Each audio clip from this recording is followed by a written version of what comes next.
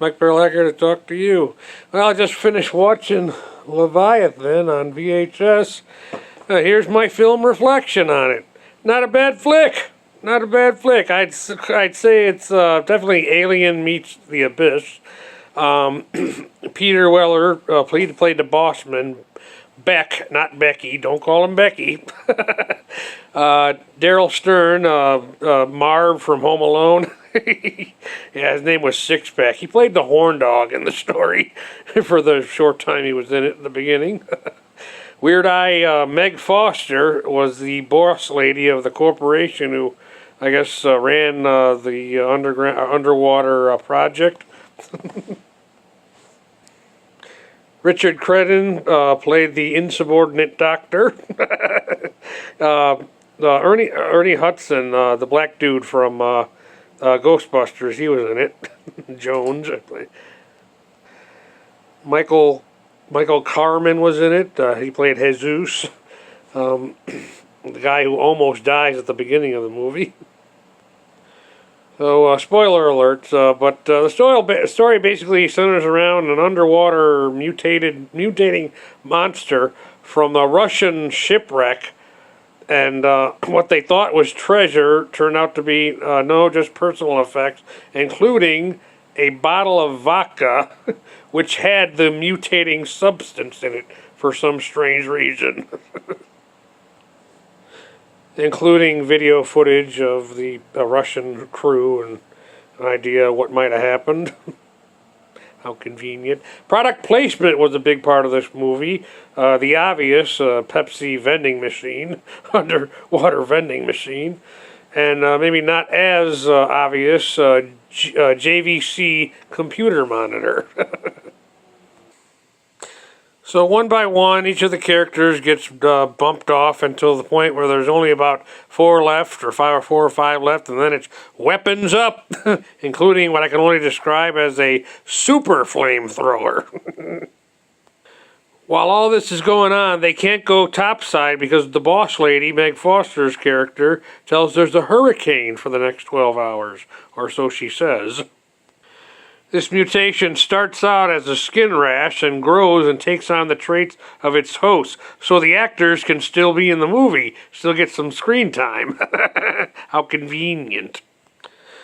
Well, anyways, the story comes to it. This is going to be longer than 3 minutes, but oh well. The story comes to a head, basically, the doctor, who is now an integrated part, Richard Crenner's character, who's now an integrated part of this mutated monster. all the victims become integrated parts of this mutated monsters. I guess this doctor's, from what I saw, it looked like the movie was trying to say that the doctor's intellect, who was still in this thing, this mutated creature, pushed the button so that the water pressure. The 3 remaining surviving characters at this point can go up in these depressurizing suits and go to the surface, where apparently there is no hurricane.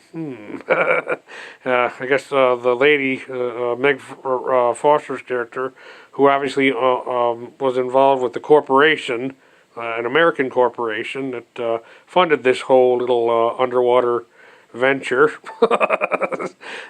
Lied to him about that.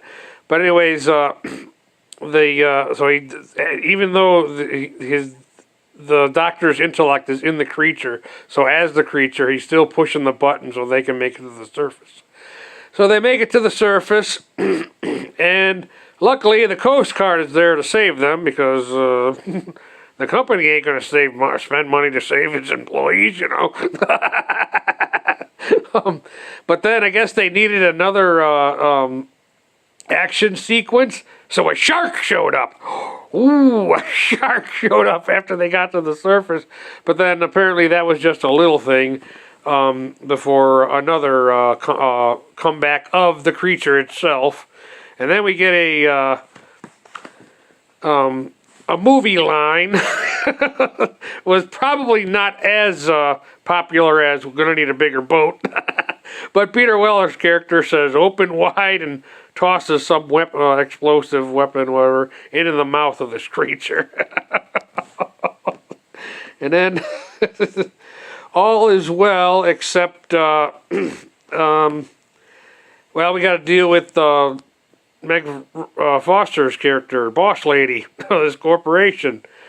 And she says, she walks up to him, "Oh, you made it. You survived. You made it." Now, it was just at this point, Ernie Hudson's character gets killed. It looked like three of them were going to survive.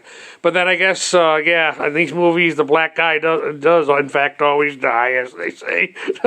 Although the black guy did not die in Jaws the Revenge, which I thought was cool because that was one of the more intriguing character in that movie, that Michael Caine's character. But if you ever seen the extended version of Jaws the Revenge, you'll see the black guy does not die. To my personal happiness, because I like that character, the Jamaican dude in that movie.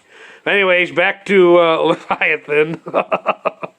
So it's just Peter Weller's character and a woman, the two remaining survivors, and as they're walking up to the character Meg Foster's character, I'm thinking, okay, somebody's got to deck this woman. Got to deck this woman hard. And I'm thinking, okay, it's going to be the woman. Peter Weller's character is not going to deck this woman.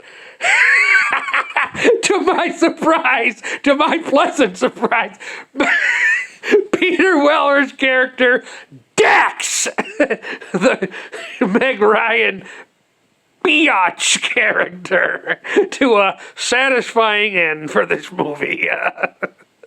Well, Mike Farrell, good night.